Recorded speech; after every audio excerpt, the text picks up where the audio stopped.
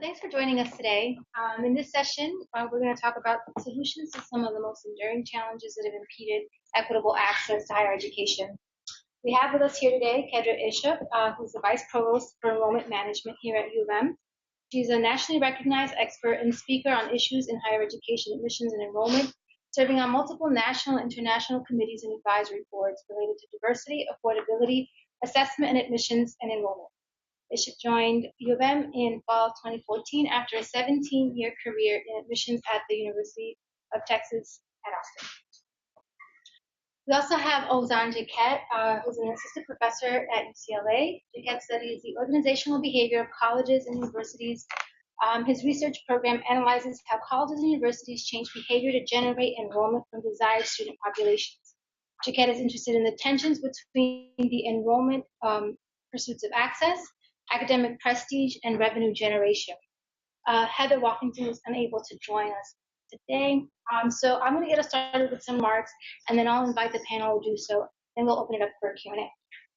So those of us who study or work in college access know that many of the challenges in college access are well documented. Differences in what families know about the costs of and requirements for college, vast differences in high school resources that lead to inequitable college opportunity structures, institutional practices that may or may not support the recruitment, admission, or transition of students that they have not traditionally served, and the misalignment in policies that result in these cracks in the pipeline, whether for students transitioning from high school to college or in transferring from one institution to another. All of these lead to a highly stratified system where student background is closely tied to whether and how students are accessing higher education. And many of us here today have done some of the work to document some of these disparities. So today we hope to have this pretty informal conversation with all of you about challenges in accessing higher ed and some of the interventions that can help address these disparities. Primarily, what policies and practices can we leverage to improve equity in access? So we'll hear from each of our panelists, and then we'll open it up for questions. Great. Well, hello, everyone. It's great to be here. Again, my name is Kedra Ishop, and I am in my 4th year here at the University of Michigan. So ironically, I'm just flying back in from New York City. Actually, I was there with Mike at a professional meeting called the College Board Forum that occurs this time of year every year. And there were a number of presentations and panels, at that forum that address issues of access and equity. And I think what's important about the fact that that's happening in a space like that is that the College Board is, of course, the vendor for the SAT, PSAT, APs, et cetera, right? So when you think about, who they are and who they've been historically, and think about assessment testing and its relationship to access, the two typically don't go hand in hand. But what has happened over time with that organization and other organizations, one being the Coalition for Access and Access and Opportunity, which is the new application platform that came out in the last couple of years, is that we're starting to see a synergy in the industry of admissions and enrollment between some of these players as it relates to access. So the College Board over the last few years under new leadership has really begun to focus a lot of its opportunities and work to the access platform. You have a host of institutions coming together under the Coalition application and platform that are similar in the sense that not only are they selective institutions, but the premise is really that in order to be a part of this organization, you have to ensure that you have to demonstrate that 70% of your students graduate within, you have a 70% graduation rate, and that you're able to meet the financial need of students, so that as you're bringing in students into these kinds of academic environments, you're also proven that you're able to be successful with them.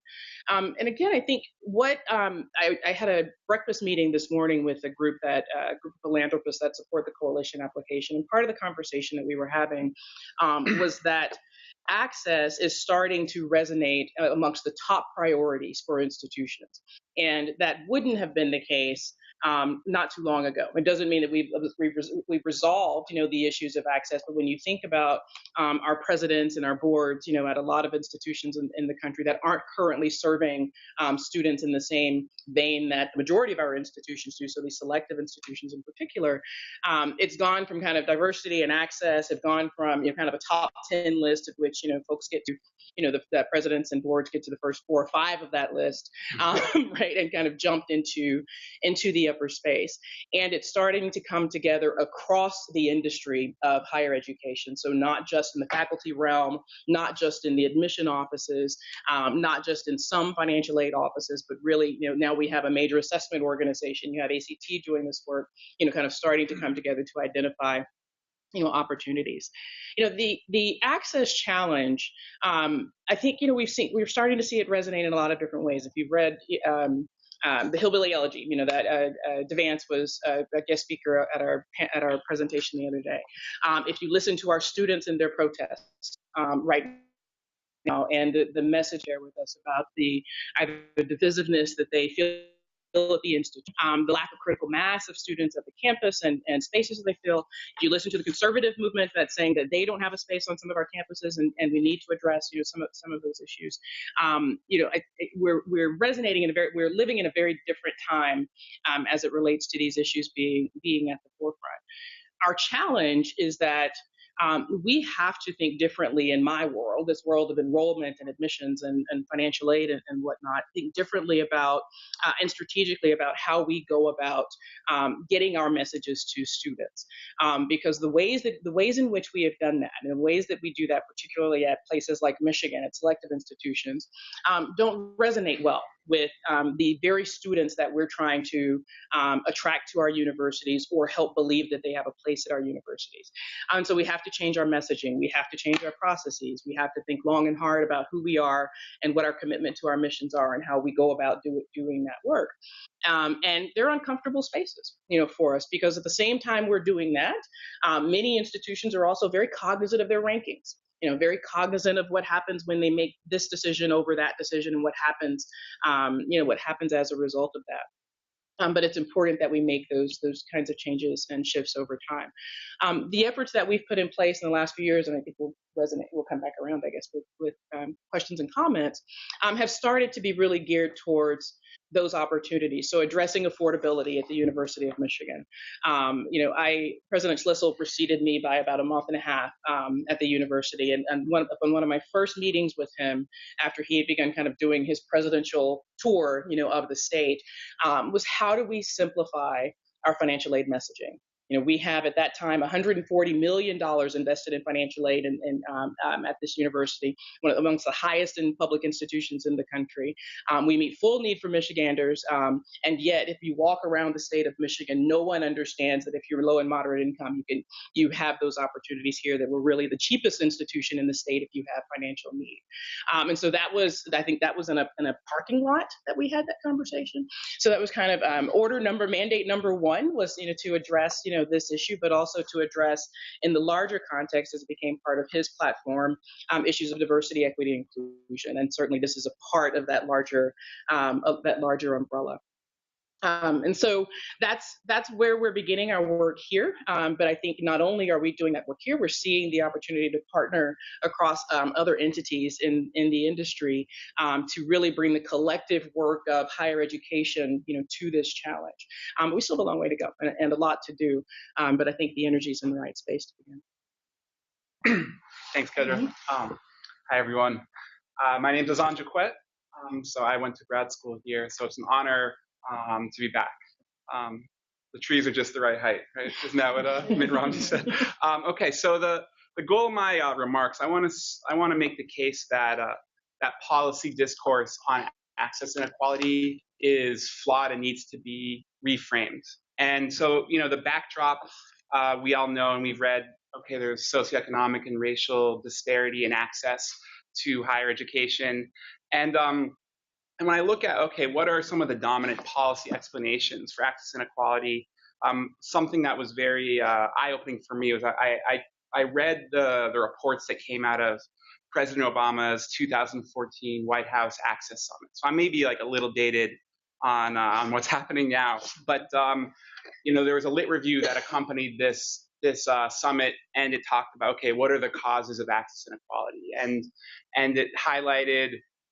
Explanations that were highlighted was the achievement gap is front and center. There was a lot of emphasis on undermatching high achieving students who are low income not applying to schools that they could get into. And this research, and I think I would include the work that, although it wasn't my work wasn't cited there, but the work that Mike and Julie and I did on changes over time and access inequality, like falls within this sort of model where ultimately there's somewhat of a perpetuating a kind of deficit-based assumptions of low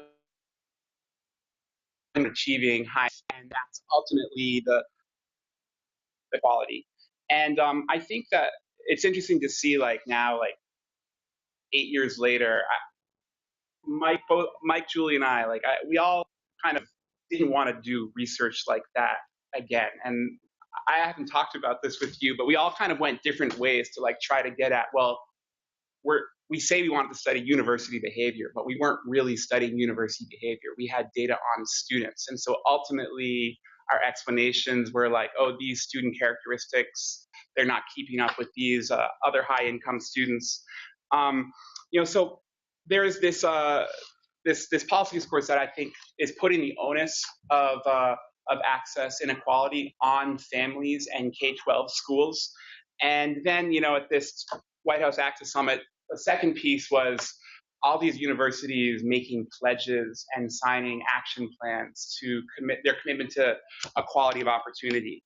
And I'm an organizational theorist by training. I trained under Mike Vestito, and generally, dominant org theories would tell you that when organizations adopt policies or make public relations statements in response to external pressure, that is often a symbolic effort to appease these external stakeholders. Now, there's always some that are truly committed to this mission, and at all universities, there are people that are truly committed to access. But when you look at where are the bulk of the resources being allocated, it might not be consistent with claims about access. And so, my concerns, colleges and universities are often viewed as like passive or somewhat progressive actors trying to increase access amidst this achievement gap and students not knowing that they could go to such and such institution. And that, I think that explanation, it's certainly true in many cases, there's always truth to it, but that explanation, I think, serves the interests of colleges and universities viewing themselves as passive, as progressive. So I want to posit an alternative explanation, which is that, for a lot of colleges and universities, increasing opportunity to low income and historically underserved student populations isn't the biggest priority, and they're devoting their resources elsewhere. And this is probably true at some places, not true at others. But I think that it's clear that college access happens when a student meets a college. So there's two actors at least in play here, but the research and discourse focuses on student behavior. And if we look at the enrollment management industry, universities care a great deal about which students they enroll. They pay a lot of money to identify prospects and target prospects. So, so the vendor of the SAT, College Board, another way that College Board makes money is that for all their test takers, colleges and universities can make their request. Okay, send me all the email addresses and contact information of people that fit these criteria. And so College Board and ACT, they're making money on both sides of the coin. You pay to take the tests a lot of the time, and anytime a school requests your contact information, they get paid again. But we don't see that side of enrollment management often discussed when we talk about the causes of access inequality. And there's a giant and growing enrollment management consultancy industry that says, okay, these are the requests you should make to get your list of students, target these prospects with these interventions. And so, I think that part of the problem with why we haven't reframed access inequality to incorporate this side of enrollment management is that as researchers, we're often focusing on admissions, and financial aid. So if I adopt a no loan tuition policy, that doesn't mean, that could be a symbolic adoption. That's something that we shouldn't take just as a given, oh, that's a commitment. And similarly, if I adopt, holistic admissions policy, if a university is doing those things, but then all of their outreach and recruiting is focused on getting high income students, then, that's not telling the whole story. So I argue that that research on marketing recruiting could help reframe this access inequality debate. I think that like the quote underneath my email signature is from Joe Biden. I don't know who originally said it because he's got a bad track record there.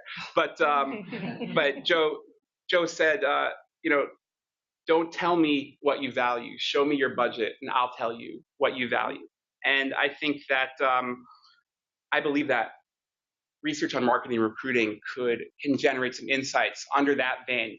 If I know which students are being targeted by university recruiting efforts that cost resources to deploy, that gives me a much better sense of what their enrollment priorities are than public relations statements or policies that are adopted. Now, why aren't we studying this stuff? Because it's really hard to get data on recruiting. And so I served on like a lot of technical review panels for NCES in the past, and as a researcher, I can get so much data on students, very detailed stuff, and thankfully it's de-identified. But I know their behavior and their preferences for different institutions. When I start asking for de-identified data about which universities are targeting which prospects, then I start hearing a lot more about student confidentiality, and that makes me somewhat skeptical. So when I served on this a recent NCS technical review panel, I was like, well, you get the SAT scores from College Board and get ACT scores of these students. Why not ask for data on like which colleges requested their contact information? And they said, yeah, that's a good idea. We'll try. But I don't think they're going to get that. They actually have a hard enough time getting just the SAT and ACT scores. But I just wanted them to try and start to realize that there's a reason why we're not getting these data. And the data that we have paint a story that focuses on the problem being with students and not about organizational priorities and organizational behaviors.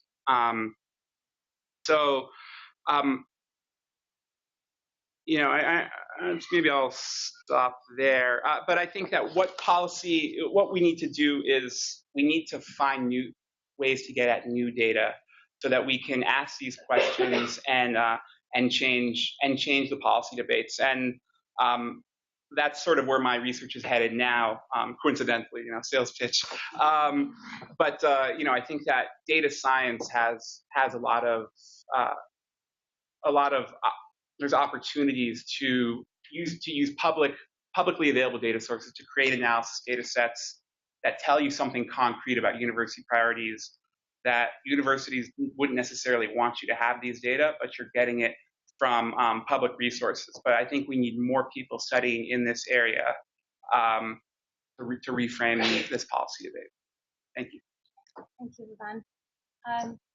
So I guess we can open it up for questions now. I know some of you are chomping up a bit. Reactions?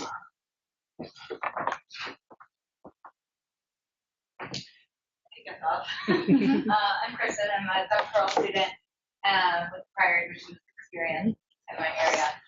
So something that stood out to me that Julie said in the last session on diversity and inclusion was diversity without inclusion is an unsustainable effort. And I think similarly, access without inclusion, probably similar. And it's the reframing of the access debate, thinking about organizational cultures and behavior. I'm wondering how we can think about the conversation of access as it relates to inclusion. I'm thinking about our campus cultures and climate and how that sends a message to prospective students and may or may not engender their interest.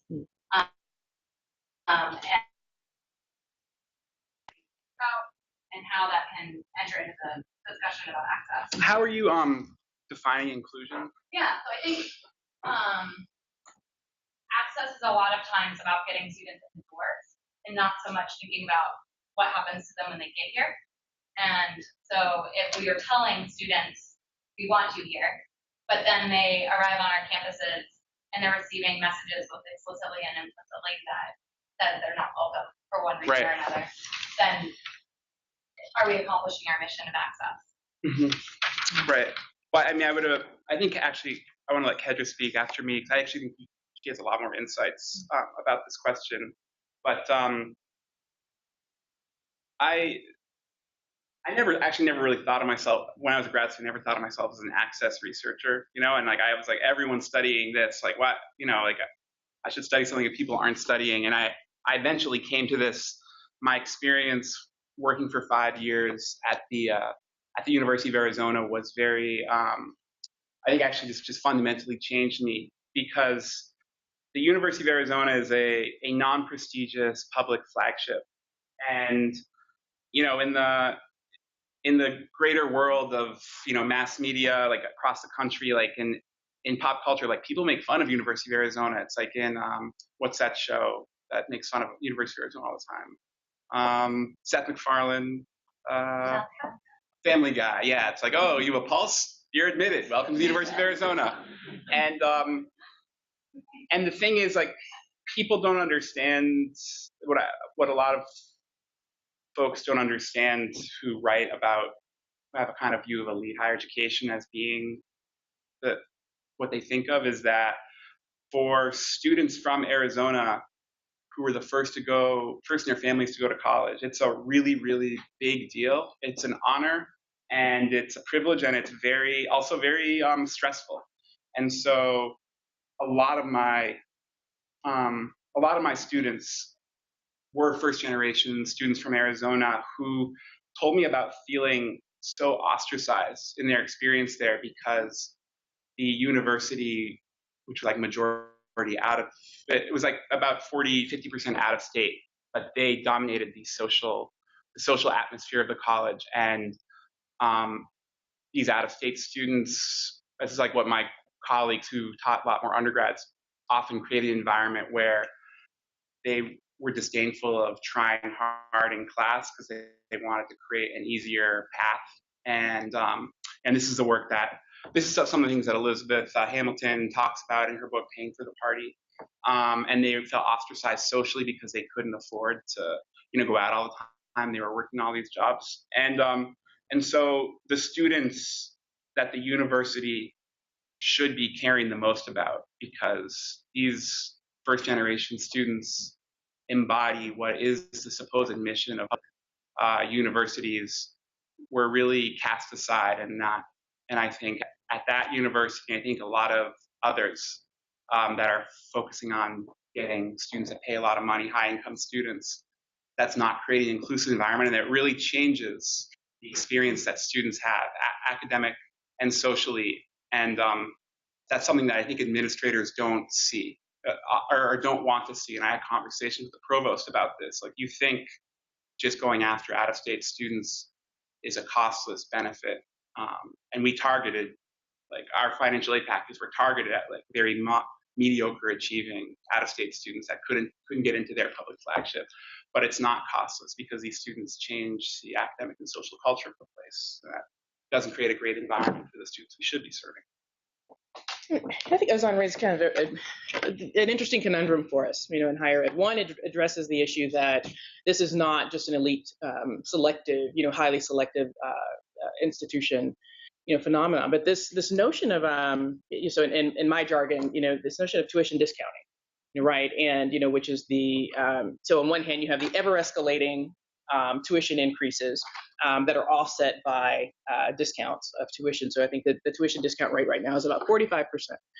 So you have institutions that most of you have never heard of charging $60,000, you know, for tuition to their university, that I haven't heard of, you know, charging these amounts of money, and then giving $30,000 scholarships, you know, to students to attend. Often students just above their just above their profile level, who to that point would often be not the kinds of students you would expect to be receiving these types of awards. The language has changed, so now we call them tuition discounts, right, as opposed to calling them scholarships, because there was an effort we internally refer to them as tuition discounts. So the students, we still talk about them as scholarships, because we're feeding this beast of valuing students, at a questionable level of worth for that kind of value, right? So it's this constant churn, and institutions across the country are reaching the point, and we're starting to see it in the news, now, of these tuition resets, because this is not sustainable, for institutions across the country to continue to allow these tuitions to go up.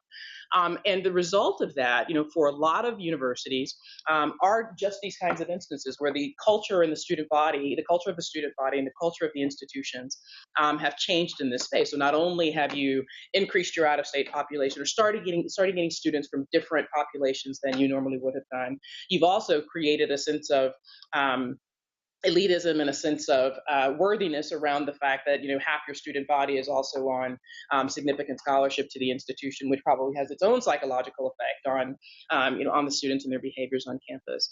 And then how does that all play? When you're thinking about those other students, those either more native students or students in your access pipelines and their relationships with the institutions. With our HAIL project, we worked with Sue Donarski here at SOE and Ford, to expand the Carolyn Hawksby and Turner work in the state of Michigan. And as we've been working with these HAIL students since they've come back to us and kind of talking to them about the marketing materials that we put in front of them, the conversations that we had, what happened when they got to campus. One of the young men who's a student at LSA, immediately, and it resonated with me because I had a similar reaction. One of the first things he talked about was walking on State Street, walking into, I always can't say it, Bivouac. Walking into Bivouac. I keep adding vowels. And seeing a Canada Goose jacket and wondering who pays $800 for a coat. And I had a similar reaction the first time that I walked into Bivouac and asked myself, who pays $800 for a coat? And I mean no judgment of anyone who wears Canada Goose when I say that, but it's outside of my realm of thinking. I didn't grow up that way, and it's hard for me to imagine, as cold as I have been a couple of these winters, spending that much, for a single coat. It simply didn't register. But here's a young person who's coming from a low-income background. We have reached out specifically to him to invite him to this campus. He was here for summer school, so we had him in an environment to try to help with adjustment to campus. And yet he was very pointed in his conversations with us about how this campus does not resonate. So it's not, in this case, anything the faculty are doing. It wasn't what the faculty was doing. It wasn't what the administrators were doing. It was the simple being of what does this campus embody. And when we talk about affordability, one of the things that I like to share is that, look, yes, we meet full demonstrated need, and we've changed that language to simplify it. We have tremendous financial resources, particularly relative among public institutions. None of that makes it affordable necessarily for a family, right? It doesn't matter kind of what we say in this space of how much aid we have in front of students if that family still can't resonate around, kind of think around what that cost means for them. And when I talk to media and we have this conversation, these conversations about, well, why would students, feel that way? I often just say, look around, look at these ivory towers and these walls, and imagine that from a student who simply does not have that kind of perspective. This seems like an unattainable place. And I kind of hear your comment about, that the deficit piece of that, attributing a deficit piece to that. But I think there is a reality that it's just, of course it is, right? Of course we've created an inclusion issue there that is not one of maybe deliberate making in terms of, this is Ann Arbor, this is a community that we're in, but without very specific interventions, or without, and in this case, I argue without critical mass, of where students can find opportunities to, kind of be around where the numbers resonate, but where the numbers are in such a way that students don't stick out and experiences don't stick out the way that they do now. That's a difficult. There's a difficult things to resolve there. And the fact that we find ourselves bifurcated on the ever-present seeking of higher rankings. And I mean, it's just true. It's true for whether you're top 10 or it's true whether you're in the bottom 50 or wherever you are. Presidents and boards, et cetera, are told to raise those rankings, right? To go through processes to bring those rankings up. And the behaviors that drive that are not the same behaviors that would drive attempting to a deliberate attempt to change the environment and the culture of institutions, either, or you're driving it in the opposite direction, right? I mean, so yes, the pursuit, tuition discounting, or pursuit of students with high merit scholarships. None of that goes to serve a more inclusive environment in that space. I mean, it's simply they run counterproductive to one another, and yet have to exist in the same institutions. So I just wanted to add to that another facet that you can think about in terms of access, not equal inclusion, is through summer bridge, the bridge programs. So in my class, I always have students read an anti-higher ed piece, which was like an expose on a HEOP type program, and where students were asked to they had a dress code. They weren't allowed to wear certain things, no baggy jeans. They had to walk in straight lines, and this was a very extreme case of this, right? So in essence, the signals that some summer bridge programs might send that we need to sort of fix you before fall so that you can sort of enter the general population. And so in thinking about that, and I encourage people to do research on that because it's an interesting facet of the admissions process, especially when these are sort of conditional acceptances. So, conditional on successfully completing these programs. Would you want to talk about how U.S. News specific affects admissions here and elsewhere, and what the residents might do about this? Well, so what U.S. News does not measure is access or financial aid expenditures, that are not merit-based, right? In this sense. So those things that would allow institutions a space to be more aggressive in some of these areas are not part of those measurements. I mean, and so U.S. News just recently changed with this year, changed its metrics, but they are SAT scores and assessment is 22.2% at some version of testing is 22% of the score.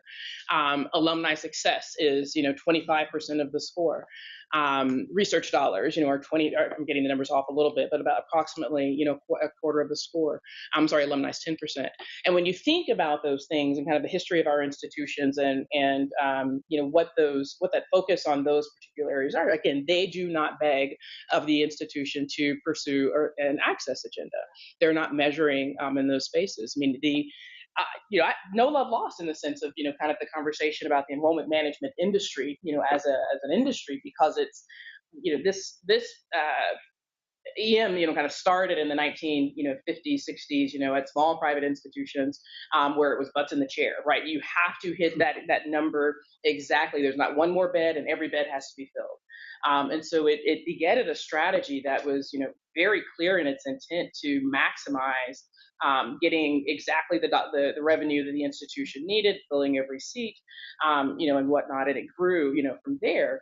We're starting to see EM be at different kinds of institutions and function differently, than that particular kind of movement. But in terms of an admissions office relative to an enrollment management structure, it's data heavy, it's strategically based, and the question is to what strategy and with what data, right? I mean, what is it that they're trying to achieve? And how have the metrics changed? With the weightings changed, and then you guys might know a little bit better than me. The weightings changed in terms of where the reliance was, for what would count in the process, but it still didn't add anything to that, those metrics that address these issues. It allowed, so there were some institutions that were able to, kind of hop over, others because they had their research dollar allocation was different and there was a greater benefit in those cases. But there's been, some ask quiet ask, where do we hold institutions accountable for, these, public statements, right? These public statements towards access. And, there are very few places where there's true accountability, in that, because, it can become kind of a platitude. It can not be so, tremendously reflective of institutional movement. And again, with the ever-present ranking issue, it's hard to just that issue. You see where institutions put their money, and that answers a lot of questions. And financial aid budgets across many of our institutions are heavily merit-based. Are in the merit space of tuition discounting, so giving money, to those that you might, suppose don't need the kind of money that they're being given. At the same time that we drive up tuition to pay for those scholarships, which makes it even more less desirable, for students that are looking at sticker price and saying that's outside of what I can even contemplate. I can Lujana, no longer the program, I'm the associate director for educational outreach here. And so my question is just around enrollment data was shared this week on campus, and I was curious to hear a little bit about your priorities for this upcoming year and how you sort of feel last year went, or what would you want us to know about it from your perspective? Yeah, so while I'm at this conference, my phone's in my pocket because I knew we were releasing enrollment data, and I need to be prepared for what might happen once that enrollment data was released. And so it shows, in broad sense, in broad swaths, that overall diversity is it's flat. Went up 0.1%. It's fairly flat. That over time, one of the things that it tried to address was really looking at enrollment and the diversity of enrollment over time. In this case, five-year glance. And so in that space, we see that we've made progress. When you click into the enrollment data for race and ethnicity from last year to this year, we do have growth in our URM population, underrepresented minority population, but not for Black students. We're on a 2-year decline for Black students by 0.2 last year, by another 0.3 this year. We saw a slight dip also in our Pell students this year after a 3 percentage point increase a year ago. We went down a percentage point this year, and so it's variable. And I think what we have to think about in that space again is kind of where and how do we push those levers, and how do we kind of more systemically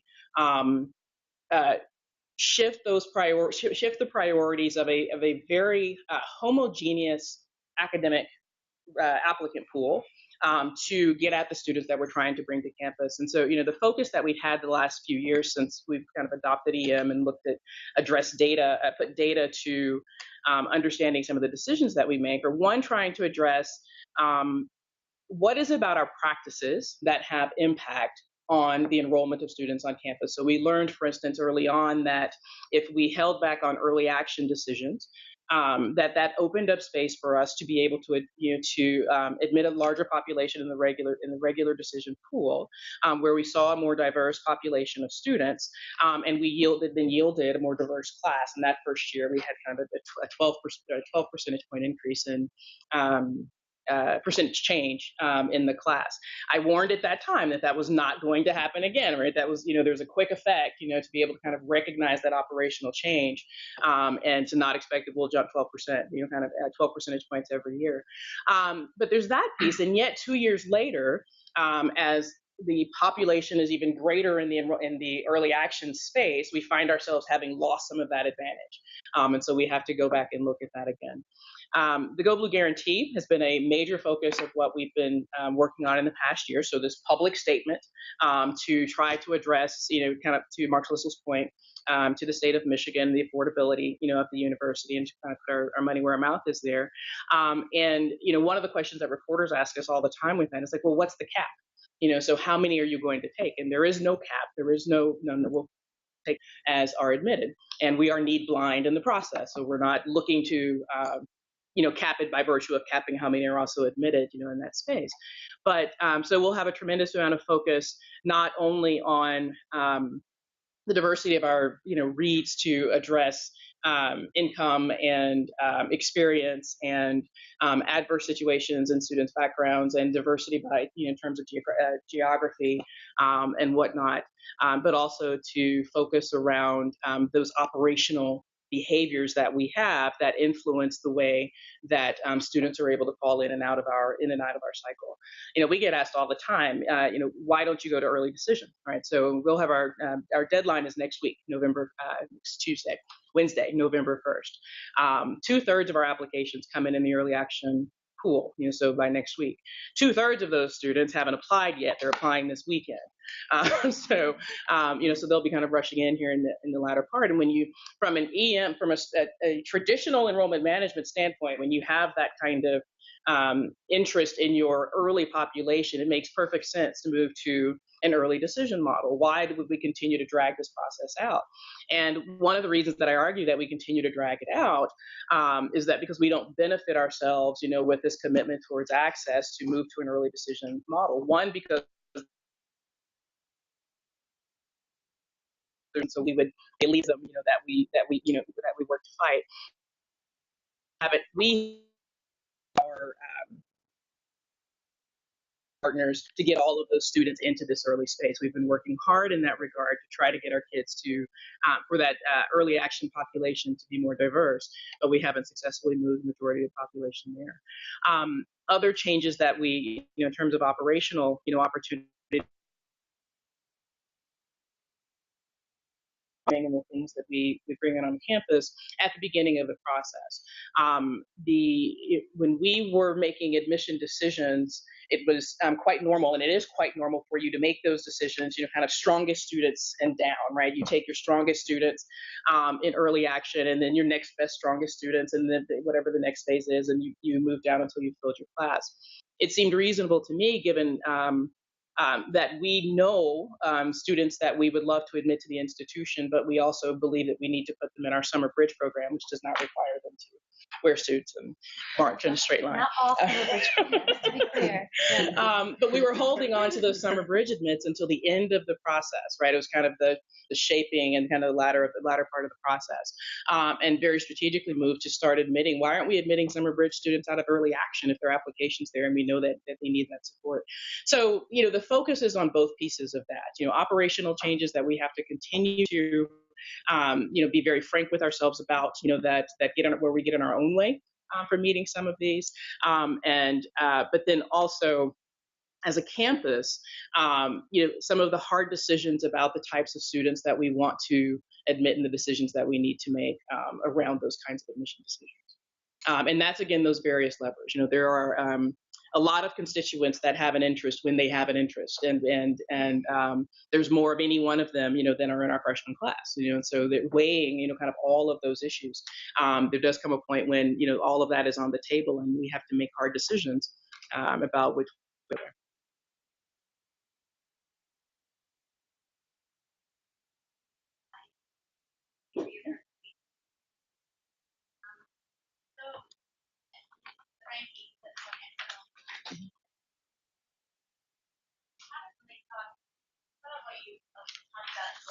To the pressures of the financial model, right? So we have a number of institutions. Michigan is one model, but there are a lot of other institutions out there that are facing other types of pressures, decline in public funding, the public sector.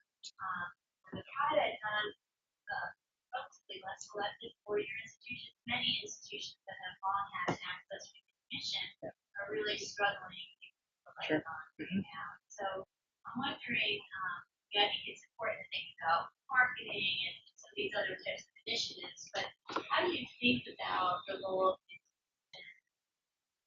in this, when we have these important goals around equity, how does, and maybe part of it is, I'd like to hear your perspective in enrollment management, how you think about, and how others should think about providing leadership. I think that's one road in. Is you can conceptualize the organizational forces. How do you think about how those interact with some of these other policy and market forces? So I think the financial struggles for many institutions is real, and again, it's it's a slippery slope because, again, as it's related to tuition increases and, trying to outsource those costs, to students or otherwise as state support has gone down or as institutional costs, have gone up. The issue is twofold. I mean, when you think about higher education, the majority of our public institutions, of our institutions, are admitting the majority of their students, right? I mean, so we're in this coveted space of, the kind of admit rates that we have at Michigan. The majority are admitting 60-70% of their students. So the challenge is those that aren't getting admitted and those that are not in the pipeline. Right, that should be in the pipeline, but aren't even amongst those students that are applying to those schools. And I think you're right that we would have found, some years ago, much more, kind of, liberal and intensive practices around local access programs, to those to the areas, in their states. And instead, many of those institutions have had to shift from financial pressures, have had to shift to, again, recruiting, tuition discounting, doing kind of other things, putting those priorities in other places, than serving to increase that pipeline, do that work in partnership with K-12, as opposed to believing it's K-12's problem to resolve.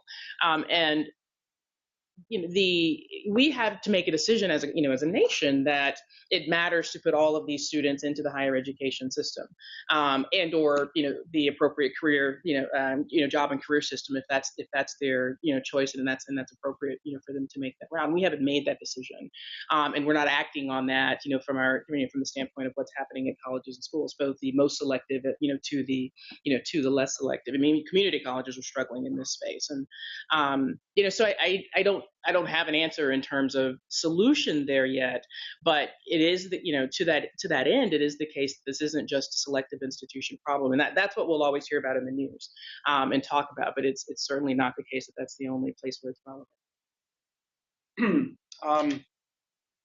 I guess I would add certainly on the public side.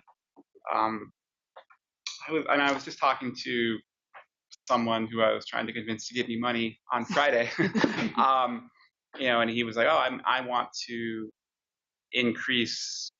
I want public universities to increase access for low-income students, and I want to pull policy levers to do that." And I'm like, person reached out to me, so I'm like trying to position what I do because that's what we do. But I was like, ultimately in my head, like it just comes.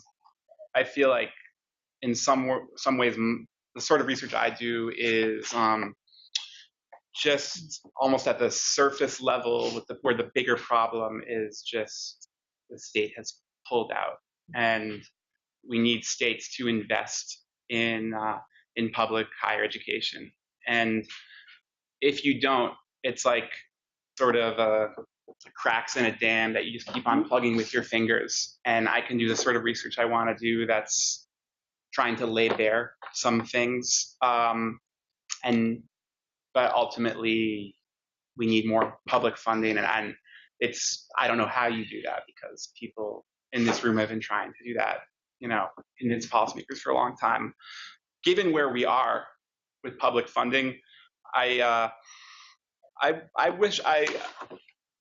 wish we would just have more franker conversations about competing priorities and which priorities we're favoring. And so there, I think that's where the sort of research I do want to do is. And when I talk to some, like my friends who are enrollment managers, here is like at a somewhat selective private, he's VP, and he's like, look, our Pell numbers are good. Our numbers of underrepresented minority students are good. But what he meant by that is like it's 2% higher than our like peer group. And so we're not concerned about finding those students. Those students find us. What we really need is students who can pay the bills. And that's why when we can't fund those students without full pay students. And that's where we put our recruiting effort. And that's the sort of thing that a lot of people will just talk to you behind closed doors. But I wish that transparency was just more on the table, because then we could have debates about what really is, as opposed to debates about what people say is. I think this, this issue of competing priorities, right? That this is even it's not just higher ed. That's been we've pulled back from public funding for higher education. We've also of course pulled back from funding for public education for K-12 education, and so the competing priorities aren't education to healthcare to to infrastructure. They're higher ed versus K-12. We're competing against ourselves, and one without the other, we're not going to make much progress at all. And I do wonder if maybe I'm a little optimistic, or maybe just kind of maybe I'm not optimistic as I think I am, but you almost feel some of this coming to a head, right? When you have institutions charging $60,000, $65,000, $70,000 for tuition, the public has the voice has gotten very loud around this now, not only from from our general public, but from our legislators, from the accountants and the finance industry, that's saying that this is not sustainable. This model is not sustainable. Institutions are closing or threaten to close because this model is going to break. And so you wonder if that frankness is going to hit the table soon, because the model is simply not sustainable anymore for a lot of our partners in higher education. And you're going to have to put that these conversations front and center. Are there decisions that are made that drive in a particular direction? Absolutely. And many would argue to the death that those are legitimate decisions that are per the viability of the institution. Now, if they had 10 year ago, 15 year ago, 20 year ago public investments, might they make other decisions? Maybe or maybe not, but at least you wouldn't have that as one of the primary reasons and drivers for being able to say those kinds of things. So I guess I do wonder if we'll see probably pretty soon a more frankness in this space, simply because the model can't be sustained much longer. Again, we're coveted here, but for a lot of our partners in the state of Michigan, there are a few other institutions in the state of Michigan that make their class, and their class is their budgets are dependent on them making their class. Our increasing our class size by 600 students, there were targets on our back from our friendly colleagues around the state, because essentially, their thought was that those 600 students were students now not going to their campuses, and that has significant impact. They can't recover in that space in the way that we can recover in that space. Was that coming from the private peers, or both sides, public and private? So I mean, all the kind of all the way through. I mean, it's that level of kind of cutthroat, not the right word because we're good colleagues here, but there's that level of demand. But it does raise an issue though. So it wasn't about 600 new students in the higher ed pipeline in the state of Michigan. It was Michigan taking 600 from these other institutions. So we kind of missed the point of the other side of growing, kind of access, because this institution was growing. So, I wonder if that frankness is coming, because there'll be no other conversation to have when this bubble bursts. I'm hearing a sense of tensions in this discussion. The first one being around appropriations, tuition, and aid. The second one around the tensions in affordability, access, and quality, right, which is like the higher education triangle, right, the iron triangle. To kind of further test that optimism, can we really increase access, quality, and affordability at the same time? Under the current models, probably not. I mean, I think we have to make different decisions about our investments, about our priorities, in these spaces. If we want to educate all of our young people, we have to make decisions to educate all of our young people, and those decisions aren't being made right now. Can we address the edges of each of these? I think that's the efforts, that we have now, where, we and others come into these spaces and, try to address it. And the way that we'll defend it is that we, address affordability in our space, right? That, my colleagues and I, would say that, well, sure, we're going to broaden access to our institution for the students that are, best qualified for our institution, that we just haven't found yet. And I think, that's fair, but that doesn't broaden access, right? I mean, that doesn't broaden access to higher education. That just lets us still exist in, kind of whatever, selectivity space we exist in, and try to find other students like that, which then create a ripple effect, for us. But it hasn't kind of added more to the equation. And if we're exchanging dollars at the expense of increasing tuition, right? If we're exchanging tuition dollars, tuition discounts at the expense of increasing tuition, again, it's counterproductive to true growth in access. It works around the edges. It works for some. It works in some markets, but it doesn't really expand those opportunities. So I don't know that I'm that optimistic that that's a unicorn, right? I mean, to do all of those effectively without changing the model in terms of how and what we deliver and what those processes are and where our investments are best required.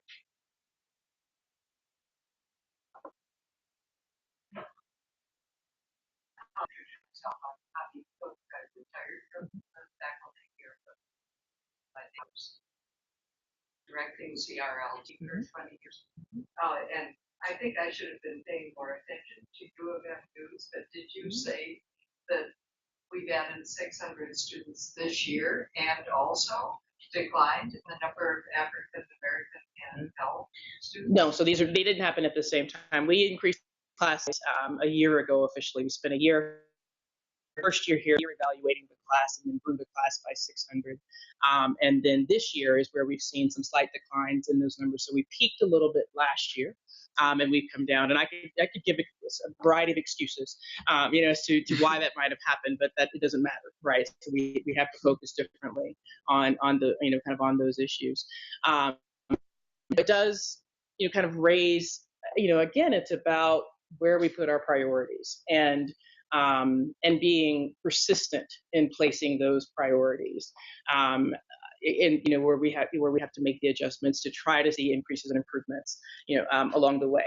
I will be public in saying that I am happy that we continue to see increases over time. I think it's important that we focus on issues over time and not allow ourselves to be inflated or deflated over just 1 year swings. We have to pay better attention to that.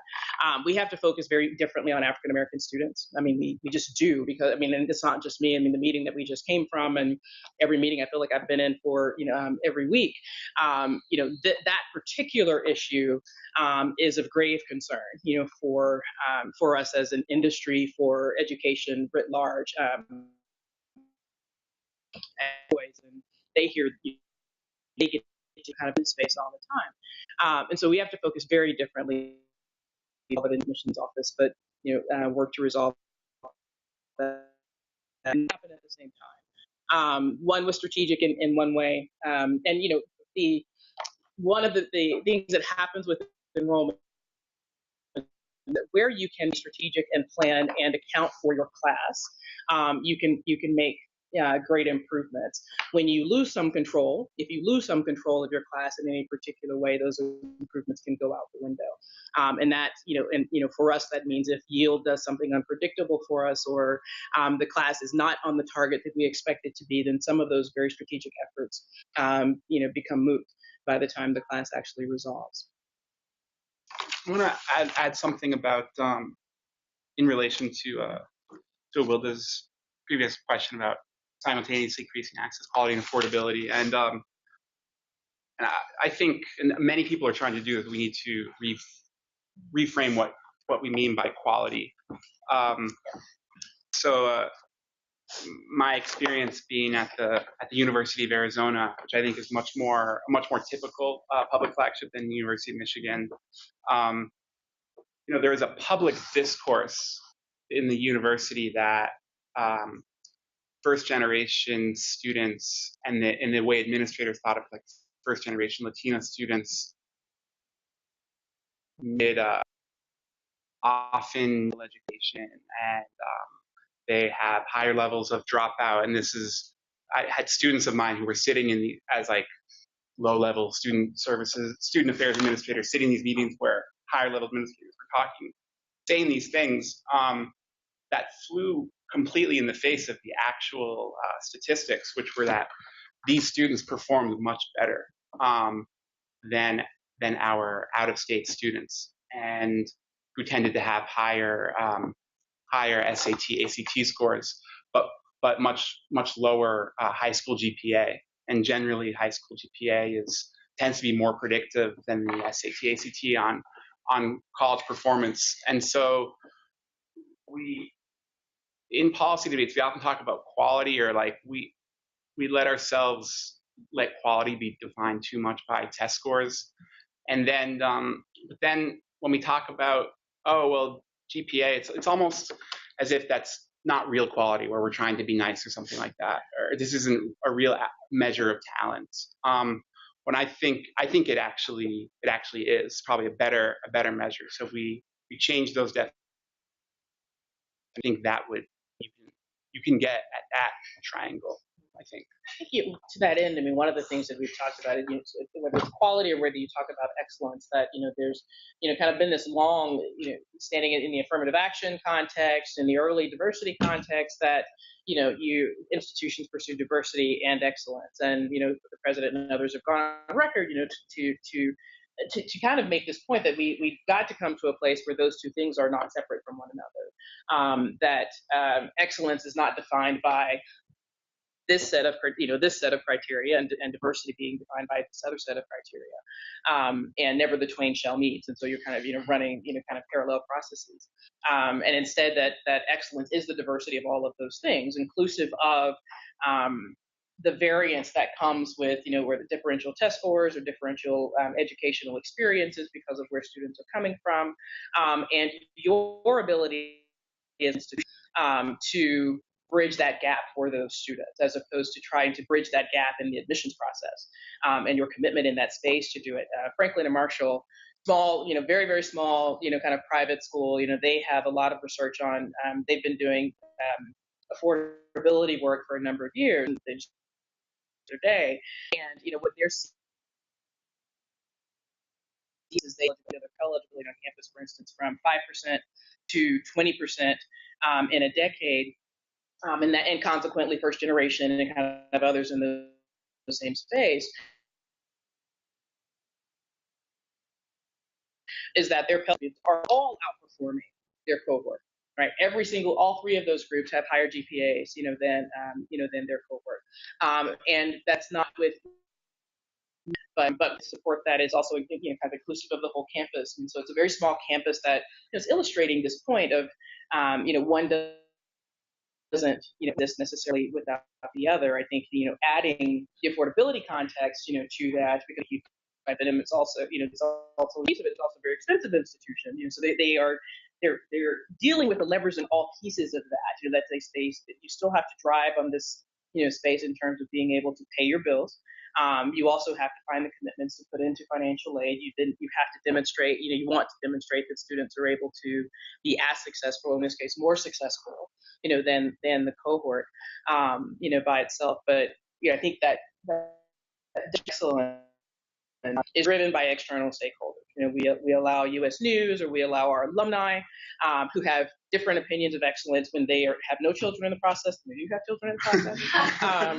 We allow all of those things to drive, how we define that, and sometimes lose sight of what is our responsibility as an institution to.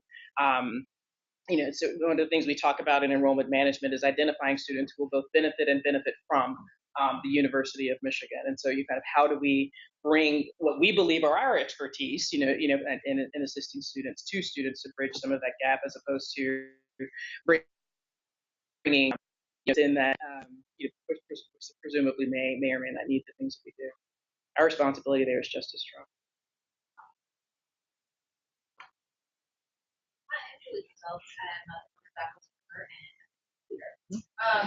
So I really appreciated the kind of underlying cultural conversation that's happening at the table. Whether it's Ozan in your email, or you choose around the critical mass does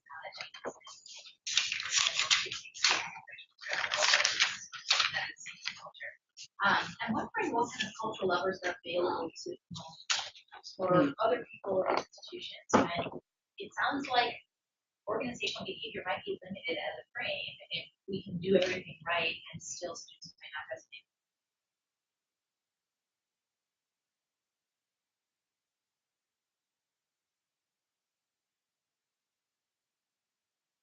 Think about our marketing space. So Michigan, our freshman class is 50% non-resident now, and class was 10% non-resident, right? Bigger state, lots of students. So it's a very different. And I, there's a difference, and you feel that difference and see that difference, with that. But some of it, when you think about the day-to-day practical aspects of the things we do, the questions we have to ask ourselves, what culture and what experience do we perpetuate when we're recruiting students to our campus, right? I mean, what are the things that make us attractive or less attractive, and who are we focusing, those efforts and those messages on? And I'd argue that many of us, if whether it's Michigan or other places, again, that we tend to put up a persona, meant to attract a very specific type of student, and perhaps we have a different brochure, that we use very specifically in other places. And at least in my experience, here, in these few years, I think there is an interest and a willingness to begin to change that persona. Again, some of it driven by external, by external issues, alcohol, sexual assault, fraternity issues, things like that we want to try to send different messages than the ones that maybe we have. And I think we have to test those waters a bit more aggressively, to see, can we change, kind of who we attract, beyond what people see on TV and beyond whether or not there's an athletics connection, and things like that, but can we change who we attract by virtue of making some shifts in those spaces? Right. And not only the students that we want, I think, but also, putting a message in front of everyone else too about who we are and what we value and what we believe this campus should be. I think that matters as well. If we put up a particular kind of image, students might very well live up to that particular kind of image. So for even those that come that are in that,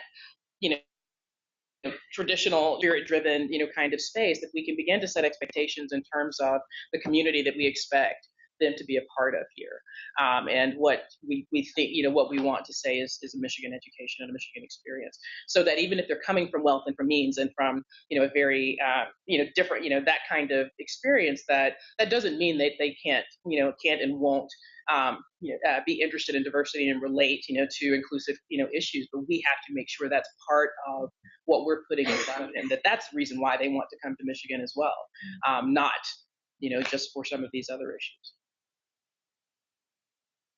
I think we can hold them accountable for that. Question, Kedra, and maybe you could speak not about the maybe not from your own experience, institutions you worked at, but just maybe what you've observed from colleagues that are in the enrollment management space. But what powers do enrollment managers, let's say a VP for enrollment management, have to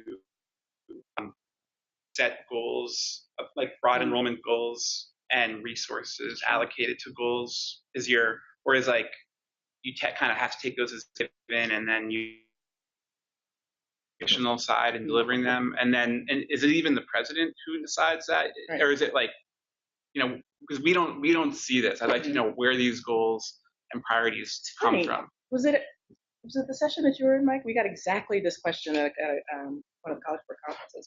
So from an EM standpoint, I think it depends on where the enrollment manager sits, right? I mean, so EMs can report to directors of, VPs for student life. They can report to provosts. They can report directly to the president, sit on the president's council. There might be EMs in each of the colleges and schools. Let's take that one. Like VP reports directly to the president.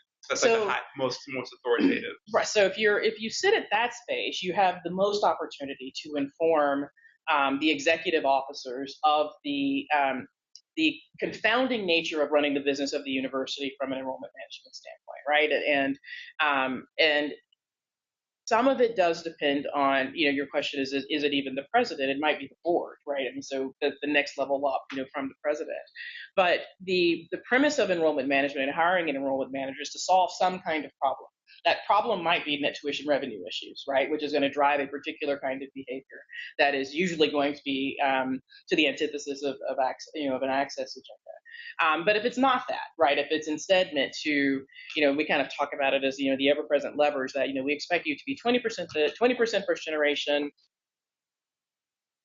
21% alumni. We need net tuition revenue of X, Y, or Z, or at least our baseline budget needs to be in this space. typically you have an enrollment manager, sitting at that table saying those things are impossible together, right? And then trying to, ascertain with the board and with the executive officers, what the primary goals are. And again, they usually become financial drivers. I think at many colleagues' place institutions, where there's EM structures, they're financial drivers, that are pushing that. Who has the ultimate decision? It's the president and or the board. I mean, I can't say which one. It's both. Ideally, they're in alignment with each other, not always. And as presidents are one hot seat on college campuses, enrollment managers are the next hot seat on college campuses, in terms of goals not being met. Again, most of those driven by an EM will lose their position over financial ramifications to the class long before they do for diversity issues. And right, I mean, it's just that's the there's just simply a greater consequence there. But again, maybe a sense of optimism is that these issues, the expertise of enrollment managers, the training of enrollment managers, over, the last, 5-10 years is also shifting quite considerably. And so it's bringing a different kind of expert, the different kind of expertise, executive conversations that, lead us to some of those talents and conversations. It's oh, that wasn't a question. You had a question. Yeah. That's really. I have a question because I'm coming back to Michigan after finished here, and I'm now working in the state of Texas, and I'm part of a consortium with about 47 higher education institutions that represent majority community colleges. And when we talk about the issues around access, and we think about this issue, particularly when we think about the Hispanic population in the state of Texas, we're looking at about 50% of the children under the age of 18 in Texas being Latino. And conversation about Michigan, and we think about some people would say, well, you have a nice problem to have. The fact is that everybody wants Michigan, right? We have some community colleges that are thinking critically about enrollment management in different ways. What would you tell, and I'm kind of charged with this, when we think about access is critical to the livelihood of an institution. What would you tell a community college or a most institution that is you're talking about looking at this for revenue generation model? What are some of the things that are important to consider, given the fact that public education is not in a lot of state legislatures? In fact, it's the opposite. They're taking money. Not only K-12, not only the higher ed, but the K-12. What do you think are some of the things that we should consider when we talk about the notion of access to some students? Because access isn't a question about whether or not they want to get admitted. Access is whether they want to go to college. That's, to me, a bigger job, because a lot of students think that college isn't for them. And I talk about this in Texas. There's some students that look at Lone Star, North Harris, and say, that's Harvard. That's their Harvard. And forget Michigan. They think that going to the community college is so out of reach for them. And so how do we think and reframe the conversation about access for some community colleges that recognize that we want to create access, not because we want to survive because of the financial issues, but we want that because we recognize the inherent need to have an educated workforce. How would you recommend for those types of institutions that are trying to reframe an understanding of access and having? There's almost this question of how do you normalize college, right? I mean, how do you normalize the pursuit of higher education for students, and that the end point is not grade 12, but that lifelong education, continuing education, and that there's a normal practice. I think the dual enrollment industry is an interesting one, and I sit in two worlds, with dual enrollment. Attempt to normalize, there's a financial, issue there as well, right? I just published an article on that whole issue. We did an entire study on the dual enrollment crisis, and I call it the underbelly of higher education, and how institutions play the dual enrollment game in a way to offset tuition dollars. Mhm. That's a whole, Absolutely. there's a heavy price point over each student in dual enrollment because of that model. So I won't even get into that. Right. Beyond that. Right. Right. That's a whole other conversation. Right, but I mean, there is the aspect of it, of, kind of putting, taking it into the space where students are required to be.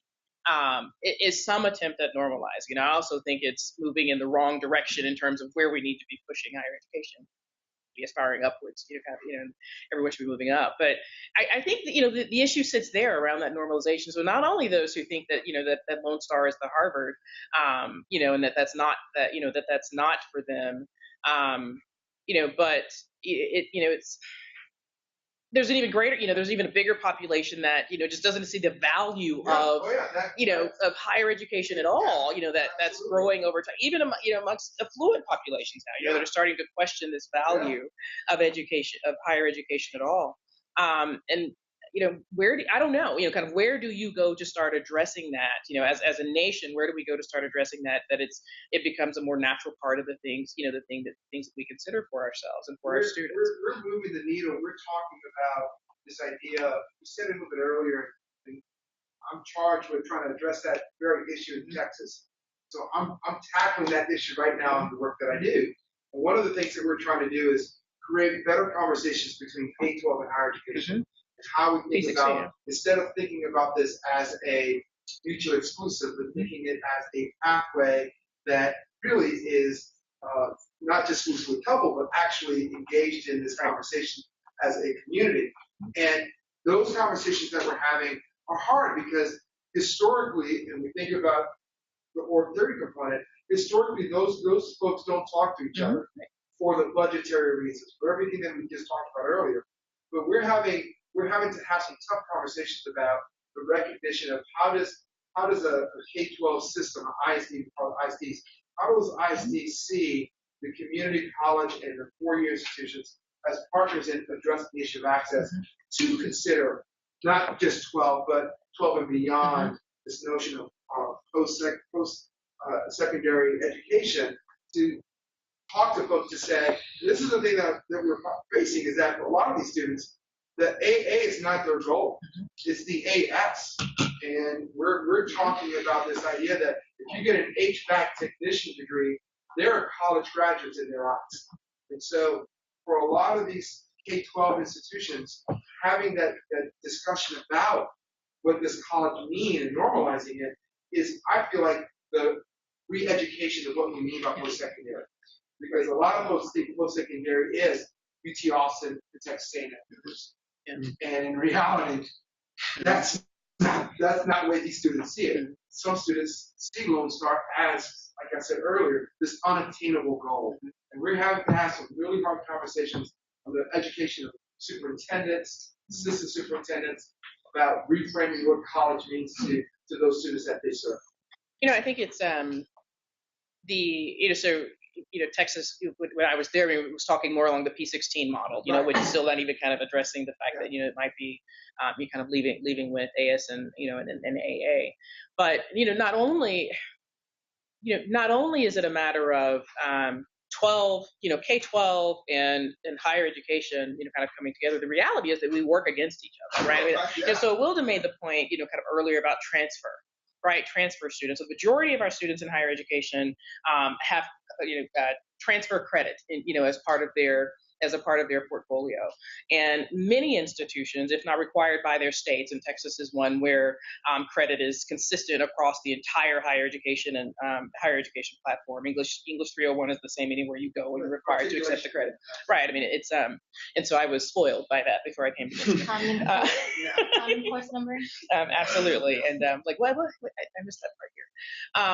But if we have to address the framework of higher education in that space as well, right? So it's not just the separations of budgets and whatnot, but that we have to get serious about, how do students who are, more and more mobile in their educational journeys, how do they navigate a system that's not built for that navigation whatsoever?